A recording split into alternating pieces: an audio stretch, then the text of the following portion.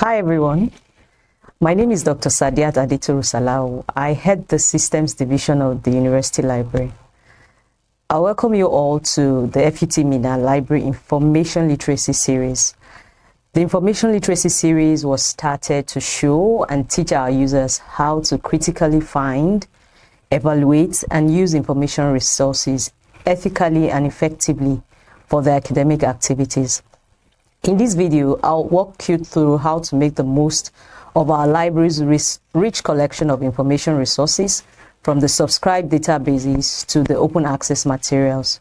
So whether you're a student, a researcher, a lecturer, or a visitor to our library, this guide will help you navigate our digital and physical collections with ease.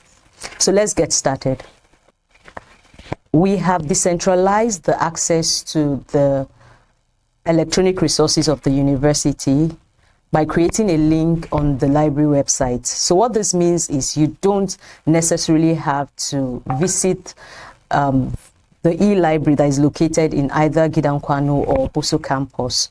So the link to these resources is on the library website, and the link is library.futminna.edu.ng. And with this, whether you have a phone, a tablet, or even a laptop in the comfort of your room, a shop, a friend's house, even in your home, you can access all of these resources. So to access the electronic resources of FUT Minna Library, the first step, like I said earlier, is to click the link library.futminna.edu.ng.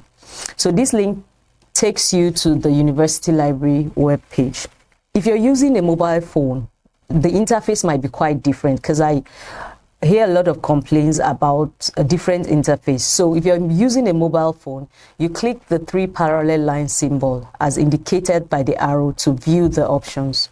By clicking the 3 parallel line, a dialog box will be displayed on the right side of the screen as indicated by the arrow. Please take note that this interface is for mobile device users. If you're using a laptop or even a tablet, the interface, it's you see all of the tabs on the interface. You click on resources when you are on the library web page. Click on resources option in the window as indicated by the arrow to view the subscribed and open databases you can access. Now, if you're using a laptop, the options are visible. Like I said earlier, you click on resources to view the subscribed and open databases. This is the interface you would see. So the first step is to click on the OPAC tab. OPAC is the Open Public Access Catalog of the library. What this means is, wherever you are, you can see the physical. Now, by physical, I mean the hard copies, the hard copy books in the library that you can read and borrow. So if you have a title in mind, click on the OPAC tab and search for it. You find out if this book is available first in the library, and then even if it's available, you have to find out if it has been loaned out. So if you have all of that information, you can physically now visit the library to loan that book. For our hard copy books, you have to physically visit the library. And of course, you must be a registered library user. So for the subscribed databases, which contain electronic resources now, we have, for the electronic resources, we have the subscribed databases and the open access databases. So let's start with the subscribed databases. You click on the subscribed databases to view the subscribed resources. Of course, subscribed resources means these resources are paid for by the government or the university library. So we must use them. So you can also click on the open access databases to view the resources that are open access to. To access electronic books. Now we have 4 subscribed databases there. We have the ProQuest ebooks, ProQuest Academic Complete, and the Academic Complete contains all other research outputs, theses, journals, trade journals, journals to conference papers, and including books too. But let's start with the ProQuest ebooks. To access electronic books, is quite different from the physical books. I told you have to visit the library. For electronic books, you have to register. You must have an account as a user to be able to access the electronic books. And even at that, you are only given access for 21 days. Of course, you can read online, but you will not be able to download. So for new users, when you click on the interface, you can see the interface. You click on New to eBook Central, you register for an account. A new user will input all the required information in the box on the page as indicated, your first name, last name, your email. Please, we advise our users to use our institutional-based email. It makes it easy for us to be able to identify the bona fide students and staff of the university. I know we all have Gmails, but it's easier for us to be able to track the number of users that have registered. So usually at the back end, we love to attend to users that have used their institutional email. So just in case you have used a Gmail, please go and re-register and use your institutional email. Then you enter your 8-character alphanumeric password. Of course, you tick the box after reading the privacy policy and terms of service if you are okay with the terms. Then you click request account. So we see this at the back end and we are able to help you to authorize that account. So a dialog box on manage cookies, it might appear or not. You accept all of this so that you'll be able to complete that process. And then, like I said earlier, we'll see that at the back end, it shows us that you have requested an account. And then when we authorize that, you can continue. A notification will be sent to your registered email confirming successful registration. So now, after your account has been authorized, you can put in your username and password. Username is usually the email address that you registered with, and then you sign in. So once you sign in, or once you are signed in rather, or after you are logged in, you can access ebooks from the platform. And this is what the interface looks like. So the example we have used here is geodesy. So we're looking for books on geodesy, and you click the search tab. You can see this interface shows us the list of books that we have on the database that are related to the keyword geodesy. Now, that tab that the arrow points to shows that you can read the first book online. However, I mentioned that to be able to download, there is kind of restrictions. You'll be given access for just 21 days. You cannot download and have access to that book forever. So after 21 days, you will not be able to see that book. And you might need to download Adobe digital editions to be able to have access. Please, if you have issues with accessing the ebooks, visit us at the Gidan Kwando campus e-library to take you through this process. Now, at times using a simple keyword might not necessarily give you what you want.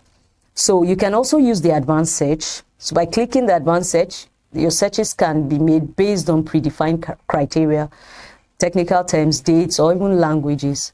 So we always advise, if you're not getting what you want with the basic search, you can use advanced search.